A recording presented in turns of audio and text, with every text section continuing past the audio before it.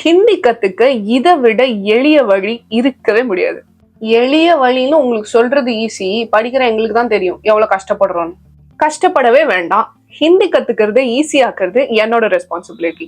ஸ்கிரீன்ல தெரியுற வாட்ஸ்அப் நம்பருக்கு வாட்ஸ்அப் பண்ணி என்னோட கோச்சிங் ஜாயின் பண்ணிக்கோங்க. நீங்க படிக்கிற ஹிந்தியை ஈஸியாக்குறதுக்கு 2 ரூல்ஸ் கண்டிப்பா ஃபாலோ பண்ணுங்க.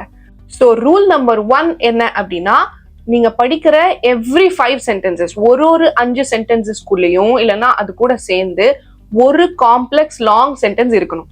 இந்த மாதிரி ஈஸியான மெத்தட்ஸை யூஸ் பண்ணி ரியல் லைஃப்ல மாடர்னா ஹிந்தி எப்படி பேசணும் அப்படின்னு உங்களுக்கு தெரியணும்னா சேனலை சப்ஸ்கிரைப் பண்ணி வச்சுக்கோங்க. ரூல் நம்பர் 2, இதுதான் ரொம்ப முக்கியமான ரூல். நீங்க எவ்வளவு படிச்சிருந்தாலும், 5 நிமிஷம் படிச்சிருந்தாலும் 50 நிமிஷம் படிச்சிருந்தாலும் நான் சொல்ற மெத்தட்ல நீங்க ரிவைஸ் பண்ணணும். ஹிந்தி மட்டும் இல்ல, நீங்க என்ன படிச்சுட்டு இருந்தீங்கனாலும் இந்த ரிவிஷன் மெத்தட் உங்களுக்கு கண்டிப்பா ஒர்க் அவுட் ஆகும். நான் ஏன் இவ்வளவு கான்பிடென்டா சொல்றேங்கிறது இந்த வீடியோ பாத்தீங்கன்னா உங்களுக்கே புரியும். நான் பெங்களூர்ல ஒர்க் பண்ணிட்டு இருந்தப்ப நானும் என்னோட ஃப்ரெண்டும் ஒரு ஆட்டோ எடுத்துட்டு ஒயிட்ஃபீல்ட்ல இருந்து கோரமங்கலாக்கு போனோம். ஆட்டோக்காரர்கிட்ட ஹமே கோரமங்கலா ஜானா ஹே அப்படின்னு சொன்னோம். இது நீங்க ஆட்டோ, டாக்ஸி டிரைவர், பஸ்ல ஏறும்போது அந்த மாதிரி எல்லா இடத்துலயும் யூஸ் பண்ணலாம். நீங்க எங்க போறீங்களோ அந்த டெஸ்டினேஷனை சொல்லி ஜானா ஹே அப்படின்னு சொல்லிட்டீங்களாலே போதுமானது, எல்லாரும் புரிஞ்சுக்குவாங்க. இங்க ஹமே அப்படிங்கிறது எங்களுக்கு, நீங்க அந்த ஹமே இல்லாம வெறும் கோரமங்கலா ஜானா ஹே அப்படின்னு கூட சொல்லலாம். ஜாவோனா போன்னு அர்த்தம், ஜானா ஹே அப்படின்னா போகணும் அப்படின்னு அர்த்தம். கித்னா அப்படின்னு கேட்டோம். கித்னானா எவ்வளவுன்னு அர்த்தம். நீங்க இந்த கித்னா கூட ரொம்ப பெரிய நீளமான சென்டென்ஸ் போட்டு படிச்செல்லாம் வைக்காதீங்க. கித்னான்னு சொன்னாலே போதுமானது. எங்க ஷார்ட்டா பேசணுமோ அங்க ஷார்ட்டா முடிச்சுட்டு அதுக்கப்புறம் லாங்கா பேசியே ஆகணுங்கிற இடத்துல மட்டும் நீங்க லாங் சென்டென்சஸ் யூஸ் பண்ணா போதும். நீங்க படிச்சிட்டீங்க அப்படிங்கிறதுக்காக எல்லா ஹிந்தி சென்டென்சஸையும் லாங்கா பேசிட்டு இருந்தீங்கன்னா கேட்கற அளவுக்கு யாருக்கும் நேரமும் இல்ல. அவரு 400 ரூபாய் ஆகும் அப்படின்னு சொன்னாரு. எப்பவுமே நாங்க 300 ரூபாய் தான் கொடுப்போம் அப்படின்னு சொன்னதுக்கு அவர் ஒத்துக்கிட்டாரு. இப்ப இங்க நம்ம லாங்கா தான் சொல்லி ஆகணும். என்ன சொல்ல போறோம்னு பாருங்க. நஹி ஹமேஷா சிர்ஃப் 300 ही देते हैं. ஹமேஷா எப்பவுமே. நஹி அப்படின்னா இல்ல இல்ல, அவர் 400 ரூபாய் சொன்னார் இல்லையா, அதுக்கு நாங்க சொல்றோம் இல்ல நஹி ஹமேஷா எப்பவுமே. சிர்ஃப் அப்படின்னா ஒன்லி, அதாவது இங்க மட்டும் அப்படிங்கிற பொருள் வருது. சிர்ஃப் அதாவது ஒன்லி இல்லைன்னா மட்டும் அப்படின்னு ஞாபகம் வச்சுக்கோங்க. 300 ही, 3 3, 100 100 ரூபாய், 300 அப்படிங்கிறது தான் 300 300. 300 ही அப்படின்னா 300 தான் அப்படின்னு அர்த்தம். தேத்தே அப்படின்னா குடுக்கறது, தேதோ அப்படின்னா குடுக்கறது, தேத்தே அப்படின்னா நாங்க கொடுப்போம் அப்படிங்கிறதுக்காக அந்த தேத்தே வருது. தேத்தே ஹே அதாவது நாங்க அப்படின்னு சொல்லிட்டதுனால ப்ளூரல்ங்கிறதுனால இங்க ஹே வருது. ஹமேஷா சிர்ஃப் மட்டும், 300 மட்டும், தான் அப்படின்னு ஒண்ணு வருது இல்ல, 300 மட்டும் தான் அப்படிங்கிறதுக்காக அந்த தான்காக தான் ஹீ போட்டிருக்கீங்க. சிர்ஃப் 300 ही 300 மட்டும் தான் கொடுப்போம், அதுக்குதான் அந்த தேத்தே ஹே அப்படின்னு வருது. நீங்க எங்க எப்ப டிராவல் பண்ணாலும், குறிப்பா நார்த் இந்தியாலயோ இல்ல ஹிந்தி தெரிஞ்ச இடத்துலயோ, நீங்க உங்க லொகேஷனை, நீங்க போய் சேர வேண்டிய இடத்தை எக்ஸ்பிளைன் பண்ணணும்னா நம்ம இனிமே பார்க்க போற சென்டென்ஸ் உங்களுக்கு ரொம்ப யூஸ்ஃபுல்லா இருக்கும். அதனால கவனமா பாருங்க. அட்ரஸ் சொல்றதுக்கெல்லாம் யாராவது ஹிந்தி படிப்பாங்களா? வாட்ஸ்அப்ல லொகேஷன் ஷேர் பண்ணா வேலை முடிஞ்சிச்சு. யாருன்னே தெரியாதவருக்கு வாட்ஸ்அப் நம்பரும் கொடுத்து லொகேஷன் கொடுத்துருவீங்க. சரி, வாட்ஸ்அப் நம்பர் கொடுக்க வேண்டாம், நீங்க எங்க போகணுமோ அந்த பேரை சொல்லிட்டீங்கன்னா அவரு கூகுள் மேப்ஸ்ல போட்டு தேடி எடுத்துக்குவாருல்ல. நாங்க குடியிருந்த வீடு ஒன்னும் ஃபோரம் மால் இல்ல. ஃபோரம் மால்னு போட்டா கூகுள் மேப்ஸ்ல வர்றதுக்கு ஒரு 3 மாடி பில்டிங் அவ்வளவுதான், 3 ஸ்டோரி பில்டிங் அவ்வளவுதான். அதை கூகுள் மேப்ஸ்ல எல்லாம் போட்டு தேட முடியாது. நம்ம எவ்வளவுதான் பாப்புலர் லொகேஷனுக்கு போகணும் அப்படின்னாலும் மோஸ்ட்லி நமக்கு வழி சொல்ல வேண்டிய கட்டாயம் வரும். அதனால டைரக்ஷன்ஸை எப்படி எக்ஸ்பிளைன் பண்றது அப்படின்னு கண்டிப்பா தெரிஞ்சு வச்சுக்கோங்க. நாங்க போன ஆட்டோக்காரரே எங்களை கொஞ்சம் பயமுறுத்திட்டாரு. அது என்னங்கிறது நான் வீடியோ எண்ட்ல சொல்றேன். லெஃப்ட் சைட் மே ஹமே சுப்பிரமணிய மந்திர் திகாய் தேகா. லெஃப்ட் சைட் மே நம்ம போயிட்டு இருக்கும் போது லெஃப்ட் சைட்ல சுப்பிரமணியர் கோயில் வரும் அப்படிங்கறத நீங்க எப்படி சொல்லலாம். கோயில்ல வேற எது வந்தாலும் அதுதான் உங்களோட லேண்ட்மார்க். அதுக்கப்புறம் நீங்க மேஜரா ஏதோ ஒரு டர்ன் எடுக்கணும், ஒரு ரைட் எடுக்கணும், அது ஒரு லேண்ட்மார்க் அப்படின்னா அந்த லேண்ட்மார்க்கை நீங்க லெஃப்ட் சைட்ல இருந்தா, ரைட் சைட்ல இருந்தா எப்படி வேணுமோ அப்படி சொல்லிக்கலாம். லெஃப்ட் சைட் மே சுப்பிரமணிய மந்திர் திகாயி தேகா. திகாய் தேகானா தெரியும், வரும் அப்படின்னு அர்த்தம். இந்த திகாய் தேகான்னு இருக்கு இல்லையா, அது ரெண்டையும் சேர்த்தே ஞாபகம் வச்சுக்கோங்க. அந்த ரெண்டு வார்த்தையும் நீங்க சேர்த்தே தான் யூஸ் பண்ணணும். தெரியும், நம்ம பார்க்க முடியும், நம்ம பார்க்கலாம், வரும், நமக்கு எதிரில இது வரும் அப்படின்னு சொல்றதுக்கு எல்லாத்துக்கும் நீங்க இந்த ரெண்டு வார்த்தைகளை சேர்த்தே பயன்படுத்துங்க. அந்த சுப்பிரமணியர் கோயில் தாண்டி போனா ஒரு ஐசிஐசிஐ பேங்க் வரும் அப்படின்னு சொல்லணும். மந்திர் கே பாத் ஐசிஐசிஐ பேங்க் ஆயேகா.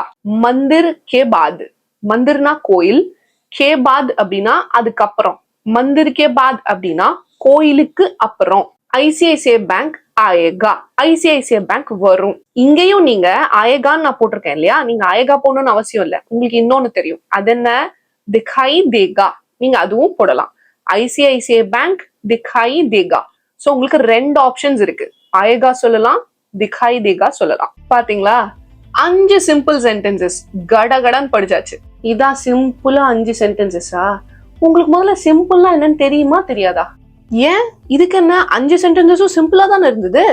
ठीक है क्या नहीं, अच्छा अच्छा, இதெல்லாம் தான் எங்களுக்கு சிம்பிள். பிரியா மிஸ், உங்களை மாதிரி படிக்காமே உட்காந்துருந்தா எல்லாமே கஷ்டமா தான் இருக்கும். என்னோட வியூவர்ஸ்க்கு கண்டிப்பா ஈஸியா இருந்திருக்கும். ரூல் நம்பர் 1 என்ன, 5 சிம்பிள் சென்டென்சஸ் படிச்சா ஒரு காம்ப்ளெக்ஸ் சென்டென்ஸ் படிச்சிடணும். அப்போ நம்ம படிக்க போறது ஒரு காம்ப்ளெக்ஸ் சென்டென்ஸ். ஐசிஐசிஐ பேங்க் தாண்டி ஒரு சிக்னல் வருதுன்னு வச்சுக்கோங்க. அந்த சிக்னல்ல அடுத்த சைடு யூ டர்ன் எடுத்து ஆப்போசிட் சைடு போகணும் அப்படிங்கறத எப்படி சொல்லணும்? உஸ் சிக்னல் பர் யூ टर्न लीजिए और तुरंत लेफ्ट लेना है, दूसरी राइट में चौथा अपार्टमेंट है. उस सिग्नल पर यू टर्न लीजिए. उस सिग्नल पर, उसना அந்த, सिग्नल पर அப்படின்னா सिग्नல்ல, उस सिग्नल पर यू टर्न लीजिए. लीजिए அப்படின்னா எடுங்க, லோ லே லோ இதெல்லாம் உங்களுக்கே தெரியும், எடுன்னு அர்த்தம். லீஜியே அப்படின்னு நீங்க மரியாதையா சொல்றீங்க. யூ டர்ன் எடுங்க. யூ டர்ன் எடுத்த உடனேயும் லெஃப்ட் எடுத்துறணும், லெஃப்ட் கட் எடுத்துறணும். அப்படிங்கறத எப்படி சொல்லணும்?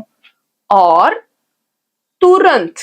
துரந்த் அப்படின்னா இமிடியட், ஆர்னா அப்புறம். ஆர் துரந்த் இமிடியட்டா, உடனே.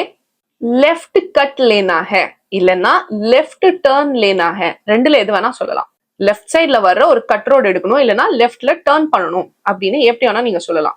லெஃப்ட் டர்ன் லேனா ஹே. லெஃப்ட் டர்ன் அது இங்கிலீஷ் தான், அது அப்படியே வச்சுக்கோங்க.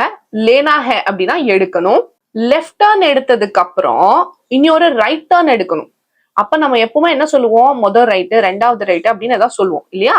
அப்போ லெஃப்ட் டர்ன் லேனா ஹேன்னு சொன்னதுக்கு அப்புறம் दूसरी राइट में, ரெண்டாவது ரைட் கட்டா இருந்தா दूसरी ரைட் में, மூணாவது ரைட் கட்டா இருந்தா तीसरी राइट में அப்படின்னு சொல்லிக்கோங்க.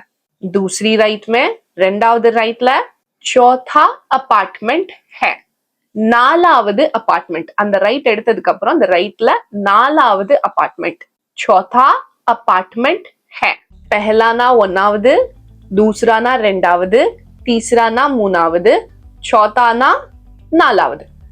चौथा अपार्टमेंट है அப்படின்னு சொல்லிடுறீங்க, அவ்வளவுதான்.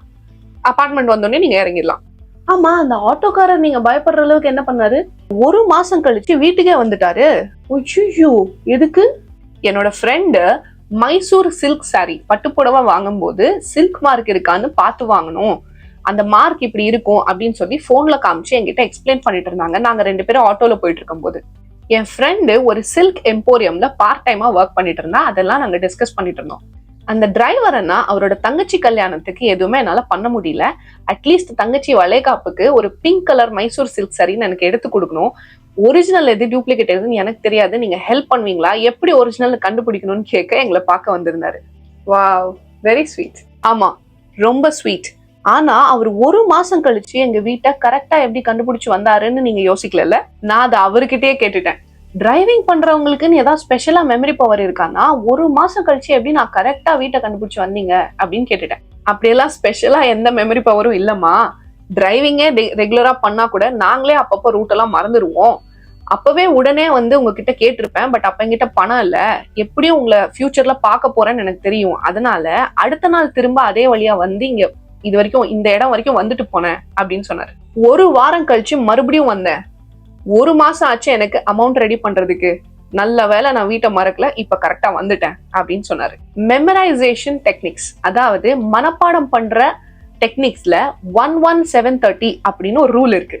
இத ரொம்ப அழகா அவர் செஞ்சே காமிச்சிட்டாரு. நீங்க என்ன படிச்சாலும் அதை 24 மணி நேரத்துல, அதாவது ஒரு நாள்ல கண்டிப்பா ரிவிஷன் பண்ணியே ஆகணும். ஒரு தடவை திருப்பி பாத்துடணும், இல்லைன்னா கண்டிப்பா அது உங்களுக்கு மறந்துடும். அதனாலதான் என்னோட கோச்சிங் கிளாஸ்ல டெய்லி டெஸ்ட் பிராக்டிஸ் கண்டிப்பா இருக்கும். ஒரு வாரத்துல ஒரு தடவை திரும்ப பாத்துடணும், ஒரு மாசத்துல எடுத்ததை படிச்சிடணும். இததான் நம்ம 11730 ரூல் அப்படின்னு சொல்றோம். இந்த ரூலை ஃபாலோ பண்ணி ஸ்கூல், காலேஜ் ஸ்டூடெண்ட்ஸ் எது படிச்சாலும் மறக்காது. நீங்க ஹிந்தி படிச்சீங்கன்னா கண்டிப்பா மறக்காது. IAS, IPS, tahsildar, sub collector மாதிரியான எக்ஸாம்ஸ்க்கு படிக்கிற என்னோட ஸ்டூடெண்ட்ஸுக்கும் இதே ரூலை பேஸ் பண்ணி தான் நான் ஷெட்யூல் பண்றேன். டெஸ்ட் எல்லாமே இதே பேட்டர்ன்ல தான் நான் ஷெட்யூல் பண்ணி தரேன். சில்க் மார்க் பார்த்து பட்டு புடவை வாங்குங்க. இத ஹிந்தில எப்படி சொல்லணும் அப்படிங்கறத கமெண்ட் செக்ஷன்ல டைப் பண்ணுங்க. வீடியோக்கு கீழே குவிஸ் இருக்கும். நம்ம இவ்வளவு நேரம் படிச்சது தான் இருக்கும். அதனால குவிஸ் மறக்காம சால்வ் பண்ணுங்க. குவிஸுக்கு பக்கத்துலயே ஹைப் இருக்கும். வீடியோ பிடிச்சிருந்தா ஹைப் பண்ணுங்க. ஹிந்தி பேசுற வீட்டுல பிறக்கலனாலும் ஹிந்திய நான் எப்படி தெளிவா கத்துக்கிட்டேன் அப்படின்னு உங்களுக்கு தெரியணும்னா வீடியோ லிங்க் ஃபர்ஸ்ட் கமெண்ட்ல இருக்கு, செக் பண்ணி பாருங்க.